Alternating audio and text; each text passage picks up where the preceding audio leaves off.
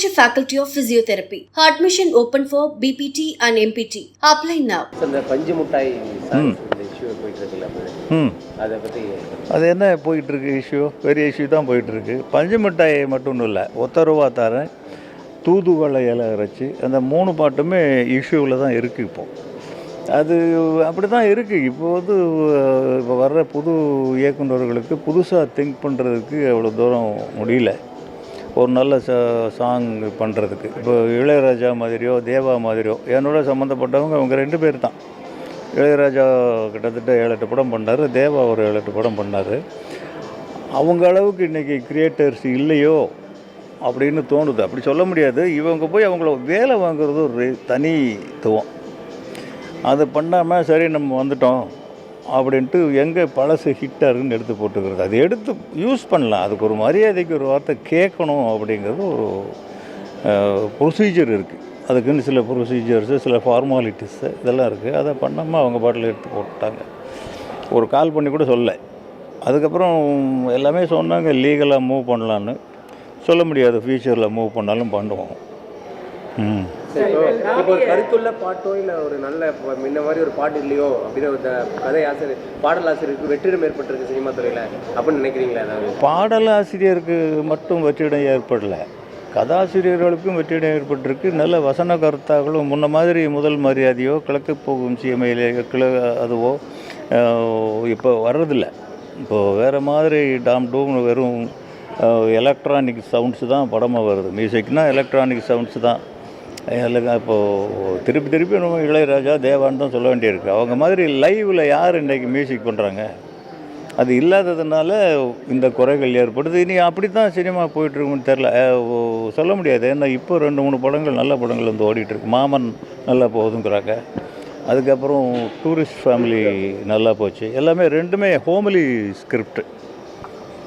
அதனால் காலங்கள் மாறுறதுக்கு வாய்ப்பு இருக்குது. ஜனங்கள் ரசிகர்கள் கூட இவங்க நினச்சிட்டு இருக்காங்க ஏதோ அட்வான்ஸாக நம்ம பண்ணுறோம் அப்படின்ட்டு எதையோ சவுண்டு.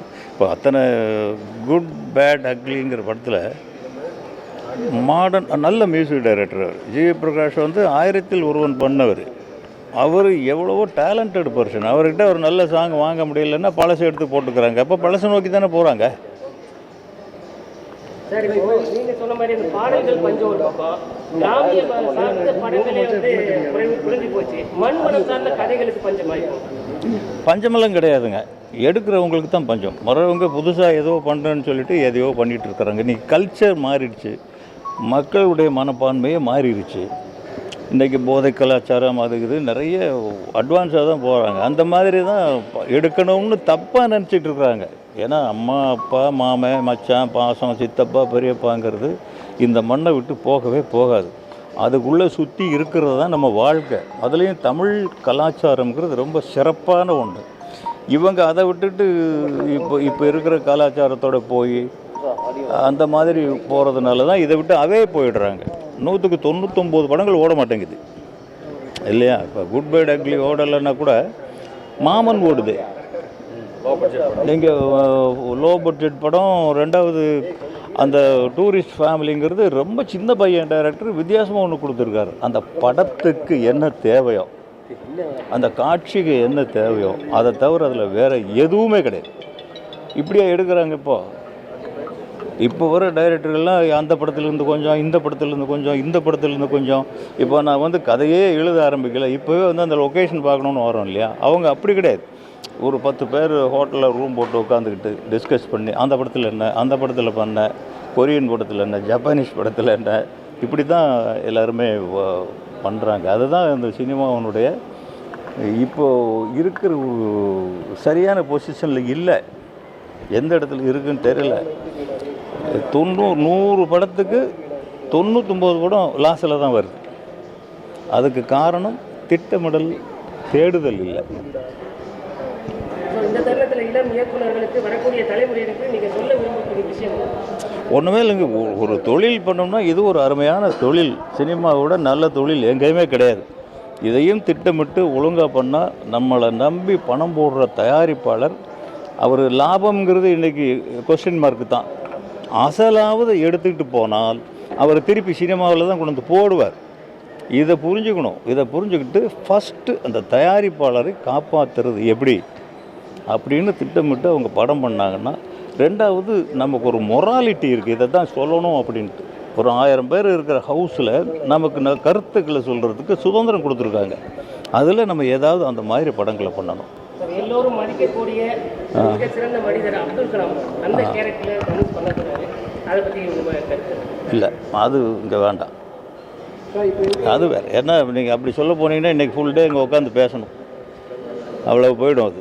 அது பெருமையான விஷயந்தான். அப்துல் கலாம் நம்ம உயிரில் கலந்த மனிதர், தமிழ்நாட்டிலேயே சிறந்த மனிதர், உலகத்தில் சிறந்த மனிதர். அவராக என் மகன் தனுஷ் நடிக்கிறார்னா அது நமக்கும் ஒரு பெருமை தான். அது சார் இப்போ இருக்கிற காலகட்டத்தில் ரொம்ப அதிகமாக இருக்குது. எல்லாம் இப்போ கிரியேட்டிவ் ரொம்ப ஆபாச வார்த்தைகள் இருக்குது. ஏன்னா குழந்தைங்களோட போய் படம் பார்க்க முடிய சூழலும் இருக்குது. இது எப்படி நீங்கள் உங்கள் காலகட்டத்தில் இந்த வார்த்தைகள் அதுக்கான அதை தவிர்க்கணுன்னு தான் சொல்கிறேன் நானுமே. ஏன்னா சினிமாவில் சொல்கிறதுக்கு ஒரு புத்தகத்தில் இந்தந்த வார்த்தைகள் தான் வரணும்னு இருக்குது. ஒரு மேடையில் பேசும்போது இப்படி தான் பேசணும்னு ஒரு நாகரிகம் இருக்குது. சினிமாங்கிறது பொதுமக்களுக்கு நேரடியாக போகிறது, நமக்கு கிடைச்ச வாய்ப்பில் நல்ல விஷயங்களை சொல்லணும். அதில் இன்றைக்கி எல்லாத்தையுமே சொல்லிட்டு வர்றாங்க, எல்லாத்தையுமே பேசுகிறாங்க அப்படின்னாக்கா அது தவிர்க்கப்பட வேண்டிய ஒரு விஷயந்தான். அந்த கடமை நமக்கு தான் இருக்குது. ஓகே சார், உங்கள் கூட ஐயனார் அவர்கள் 25 ஆயிரம் பொது வாழ்வில் அரசியல் வாழ்வில் இருந்தாங்க. சினிமா துறைக்கு வந்திருக்காரு. அவருடைய பங்களிப்பு சரியாக இருக்குங்களா? உங்கள் கூட இணைஞ்சிருப்பாங்க. அது இனிமேல் தானே தெரியும். இப்போ தானே வந்துருங்க. சரியாக இருக்கும். அவர் நல்ல மனிதர். நிறைய நான் சாதாரணமாக போய் யார்கிட்டையும் நிற்க மாட்டேன். இன்றைக்கி ஒருத்தரோட தோள் கொடுத்து நிற்கிறேன் அப்படின்னு சொன்னாக்கா அவருடைய பர்சனல் குணங்கள் என்ன, அவருடைய நடவடிக்கைகள் என்ன, அவர் இதுக்கு முன்னே என்ன பண்ணார், இப்போ என்ன பண்ணார். அவர் யாரையும் எளிதில் நம்பக்கூடிய ஒரு மனிதர். அவருடைய நம்பிக்கைக்கு பாத்திரமாக கடைசி வரைக்கும் இருக்கணும்னு நான் ஆசைப்பட்றேன்.